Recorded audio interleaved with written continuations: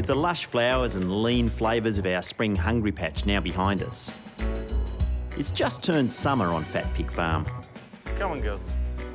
And with each new day, the garden is gifting our kitchen team more and more beautiful veggies to wow our guests with. Which means the chef in me is happy to boast. So we grow pretty much everything on your plate. So we're going to put some things to share. You all know each other, so you'll share nicely. Oh, well, maybe not. I heard you. That was a cackle. But for almost a year now, the farmer in me has been learning to look at our land with new eyes, seeing how each plant, each animal, and each season all work together to build the ecosystem that we call Fat Pig Farm. What I really want to do is manage it better, maybe even grow the topsoil, increase the fertility so that in the short time that we own it, it ends up as a better property than when we first took over. My name is Matthew Evans. After years as a big city food critic, I bought a farm in Tasmania to better understand what I eat by growing it myself. I built a restaurant right at the top of the farm, but now I want to get a better understanding of what I eats. This means starting from the ground up to improve the health of our soil, our farm, and our food for generations to come. From foodie to farmer to chef to rehabilitator of the land, how hard can it be?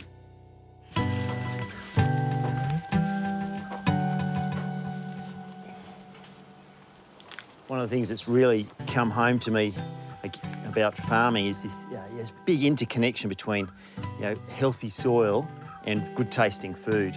You can't have healthy soil unless you've got this amazing ecosystem, all the billions of microbes that live under the soil and fungi that live under the soil. And then you've got all the bird life above it, but also you've actually got insects, and they're an important part of the process too. In fact, experts believe that 1/3 of the planet's entire food supply depends directly or indirectly upon insects for pollination. It's a mind-boggling statistic, and it's got me curious about the lives of Fat Pig Farm's insects and how they contribute to the food that we harvest. So I've invited PhD entomologist Shasta Henry from the University of Tasmania to come and survey our property and maybe break down a few insect stereotypes. Before we started doing this garden, I just went insects equals bad. Like kill them, get rid of them, problem. I understand why people have that bias. A lot of the insects that we interact with are pests. We've got mosquitoes, the ants that are breaking into your kitchen, the Portuguese millipedes that are coming under the door, European wasps causing havoc. But that's I mean, 4 species that hold a sort of an unbalanced place in our imaginations because they're negative and we see them all the time. So just going all insects are bad is kind of like going all bacteria bad. Yeah, right. And it's about shifting our perspective, and people have an opportunity to be educated, to learn more. Because of its remoteness, Tasmania's native ecosystem of plants and insects evolved over vast amounts of time, in near complete isolation from the rest of the world. But all of that changed with the arrival of Europeans and introduced species of animals, plants and insects, all beginning to compete with native species for food and pollen. So I wanted Shasta's opinion on these blow-ins. Bumblebee. European bumblebees are an introduced species that are believed to have been illegally smuggled into Tasmania from New Zealand in the early 1990s, and now they're found everywhere on the island.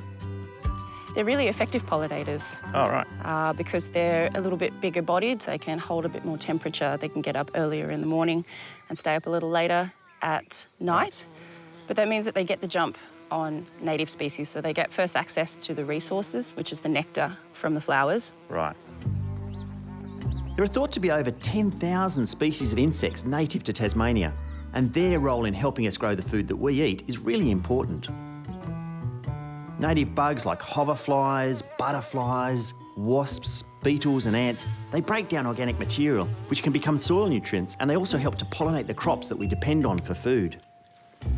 What's the tips if you wanted to make sure you've got a good home for insects?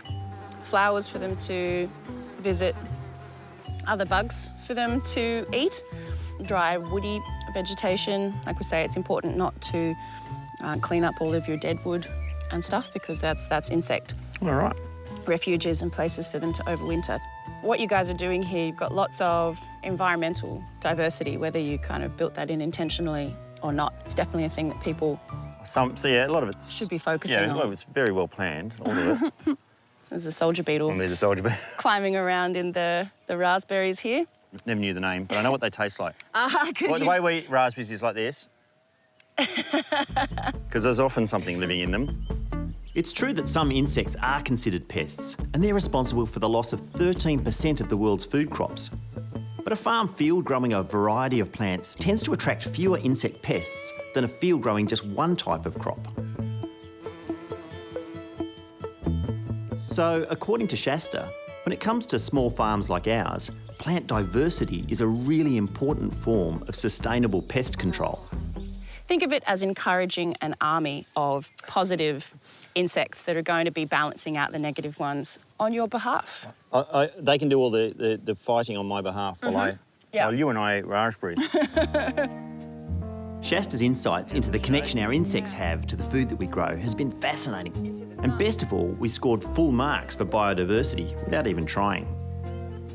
How good's that? We've actually, by accident, created this ecosystem where all these insects thrive.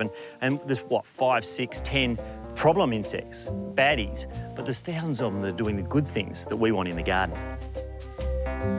It's clear that when it comes to farming, having a healthy ecosystem of insects is a good thing. But no insect does more heavy lifting than bees. In fact, 2/3 of all Australian food crops need honeybees for good pollination. And last autumn, Sadie noticed that our own bees were experiencing a little cabin fever living in our old hives. They're very angry bees. Like they're quite vicious. They have been known to sting people in the garden who are, you know, quite a ways from the hive. So after getting a few design tips from our friend Anton about some new top bar hives that mimic the way they live in the wild. This is all operating horizontally. So as the hive grows, I move this board here, which is like a end wall. I can move that wall out and expand and contract the hive. Sadie hit the tools and whipped a couple up. But transferring the bees from their old box-shaped hives to their spacious new digs is a delicate process. Looks like a lot of bees. I reckon you're on your own from here. You're going to stop there? I'm stopping here. All right. It's the theory that it gets full because there's so many flowers and so much pollen around that this is a good time and they'll need more space, so they have to move into the base. But what I'm hoping is that they will lay their brood in the bottom box. They like to put their brood near the entrance. What's a and brood, I'm hoping like that their they'll babies? put honey in this top box. Yep. And then I can just take away the top box full of honey at the end of summer. See, now you're talking my language. I'd prefer the talk of honey. I'm a bit like Pooh Bear. There's heaps of bees. And if you have a look, Yeah. you can see them. They've got legs all covered with pollen, so they're bringing pollen back. Oh, you can see that Yeah. without your glasses. Even without my glasses, I can see that.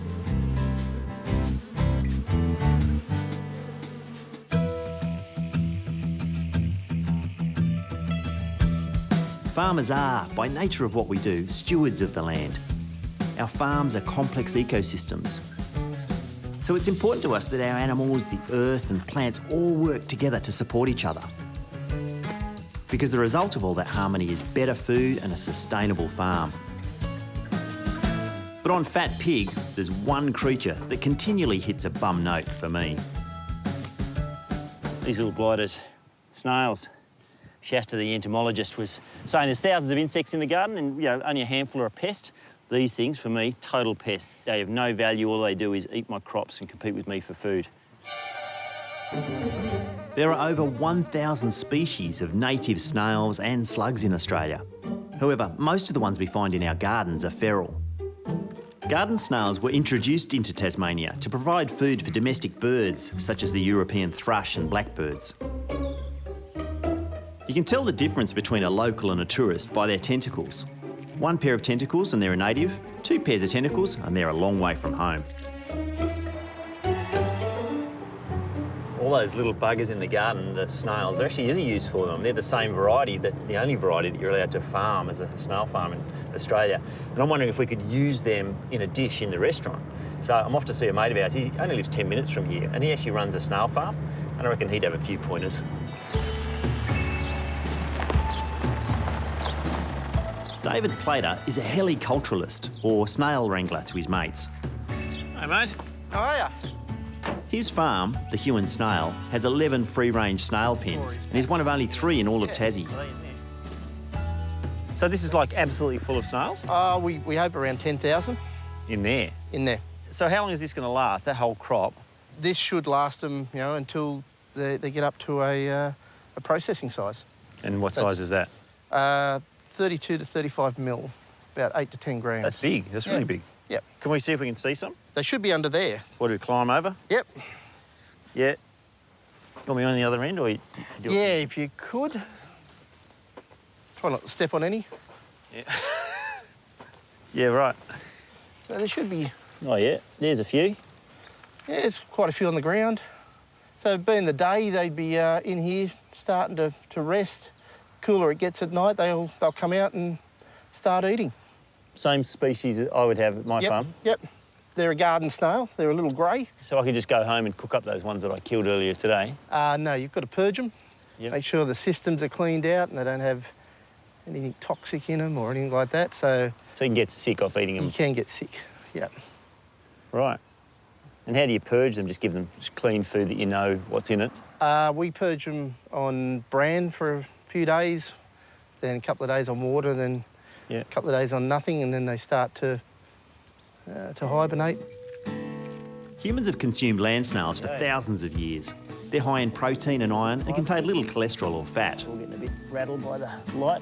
The common garden snail is the only species allowed to be farmed for the table in Australia to prevent the importation and spread of other species into our environment. From below. Yep.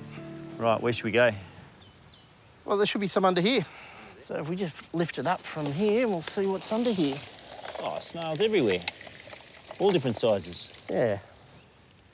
So, is that big enough? Let me just check. So we What's wanted that? about 35 Is mil. that your professional? That's my snail sizer. Ooh, not quite. Oh, Not just quite. not quite. Not quite. Let him get a bit bigger. Right. There. What about that one? This one? Yeah. What do you reckon? You're the. Nice spider there.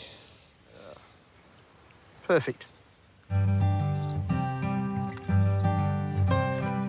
I've never actually cooked snails in my life, and eating them straight out of your garden can be risky.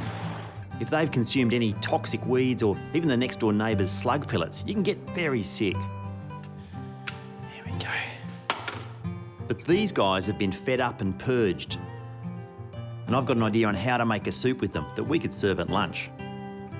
I'm going to cook them really gently, make a broth, a sort of really peasant-style broth. First I need to give them a bit of a wash. So I actually salt them and then quickly wash them. I was reading about this rinsing, this sort of adding the water 4 or 5 times. And I thought, I wonder why you need to do that after they're purged. I can tell you what's come out of them. I'm glad that's not going into the soup.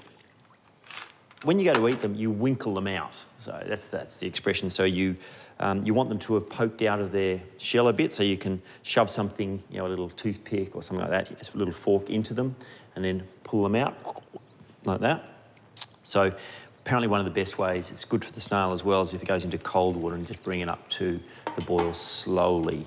That way the snail doesn't realise what's happening to it, and also it releases from the shell a little bit, makes them easier to get out of the shell. I'm going to roast this garlic. I just want to blacken the skin on here and hopefully cook the insides a little bit. I'm going to throw this whole thing in. Garlic and snails, old classic combination. And, oh, look at that. Yeah, it's going to taste amazing. I might just pull off the really burnt leaves off the outside.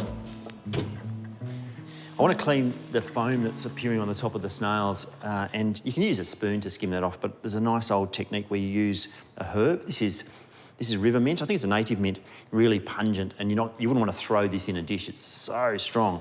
I'm just going to use that to scoop the foam off the top and add a little fragrance to the dish at the same time. So that's my basic snail broth. I want to add vinegar, fennel seed, touch of chilli and some native Tasmanian pepper. So the idea with cooking a dish like this, never cooked snails before, the idea is we're trying to cook things from the farm. We have to experiment, we have to see what things taste like. So anything we can grow that we can add to it, the better. A little bit of salt, and then on the stove another hour or so till they're tender.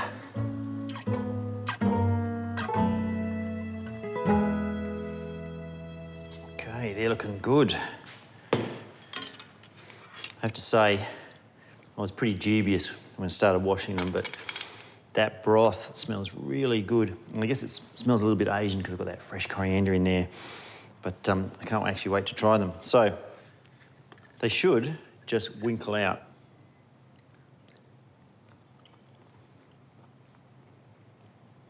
A little bit chewy. They're good. It's got earthiness, but I think on the heat of the chilli and maybe a touch more vinegar, but they're good, they're good. That's a winner. Watch out, snails.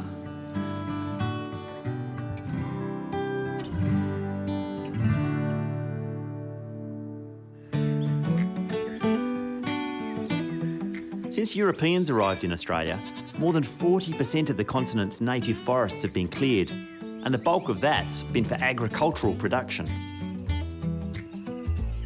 And with the introduction of exotic plants and animals, our native wildlife have really struggled.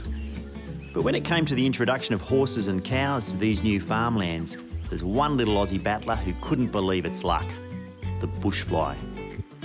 Because come summer, all that fresh, wet poo lying around is an ideal place to start a family. Got a bit of a fly problem on the farm, and this time of year it always seems to crop up. I wonder if it's all these cowpats that are lying around. I wonder if we've got any, enough dung beetles or any dung beetles on the property to actually help bury them and take them underground.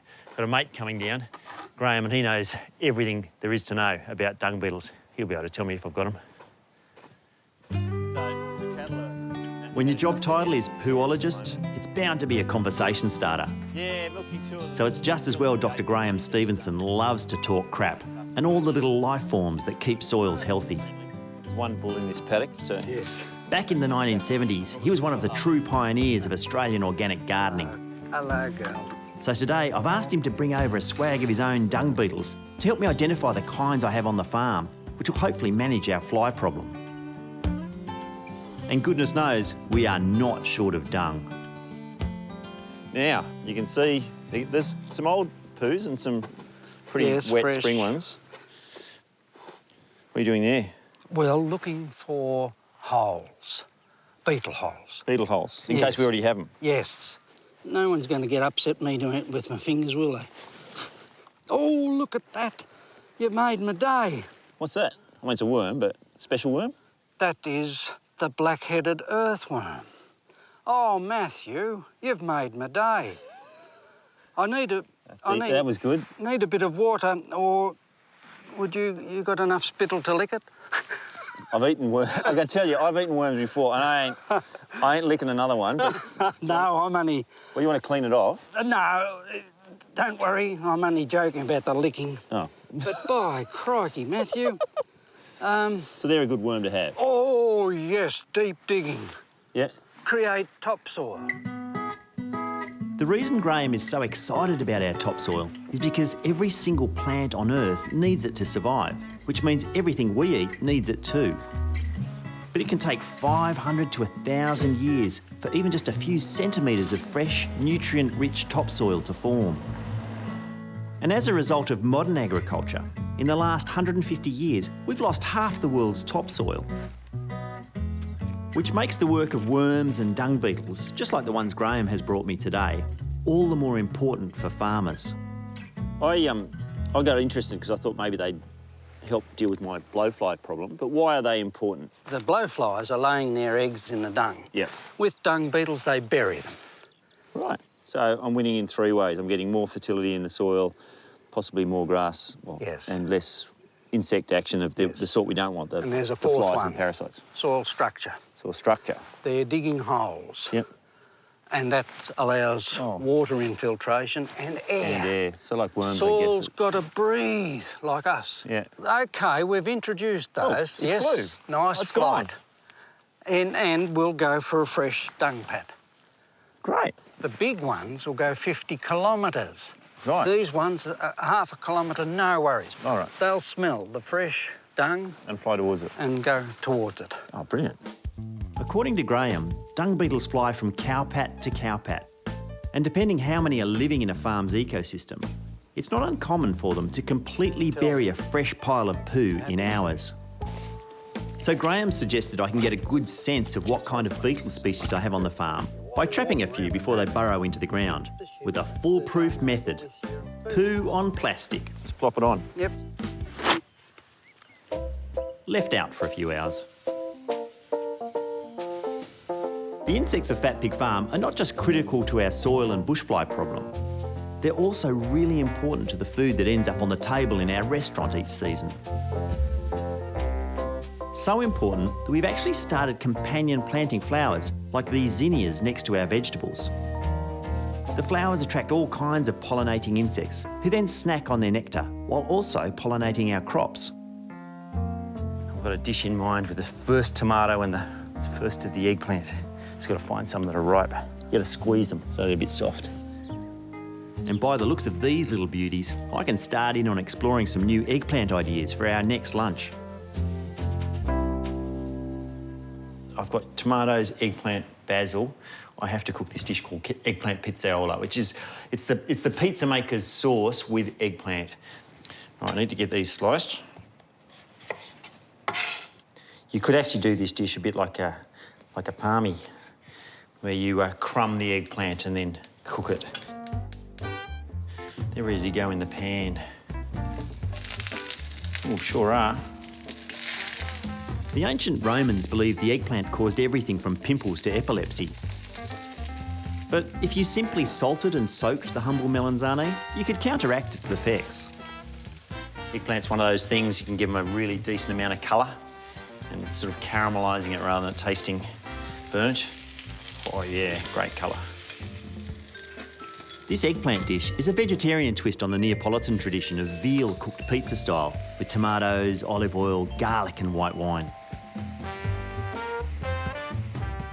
Right, eggplant. I'm just going to lay them in the sauce. This is the cheese I'm going to use. It's a goat's cheese made by friends of ours. So a few slices just so they fit on top of each piece. Yum. So everything's already cooked. Sauce is cooked, eggplant's cooked. I'm just melting the cheese into the top. Oh, it smells good.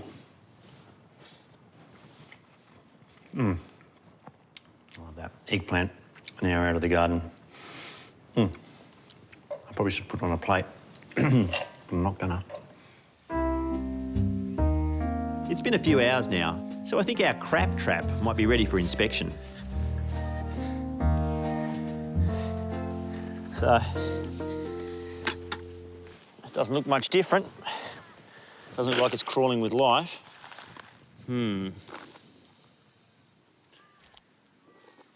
Oh, look at that, there's one. Yeah, here's a dung beetle. We've actually got what looks like native species, but also a couple of the introduced dung beetles. As the weather warms up, they'll be pulling more poo down into the earth, get rid of the fly problem, hopefully. Only farming would be pushing poo uphill sometimes, but not pushing poo around with a stick. Off you go, guys. You can eat that. Be it dung beetles, bees or butterflies, once you learn to see the world the way the insects do, you begin to understand how interwoven our survival is with theirs. Yes, they are small, but insects make up around 66% of all animal species on Earth. They form an important part of every ecosystem. They're food for birds, frogs, reptiles, fish and mammals.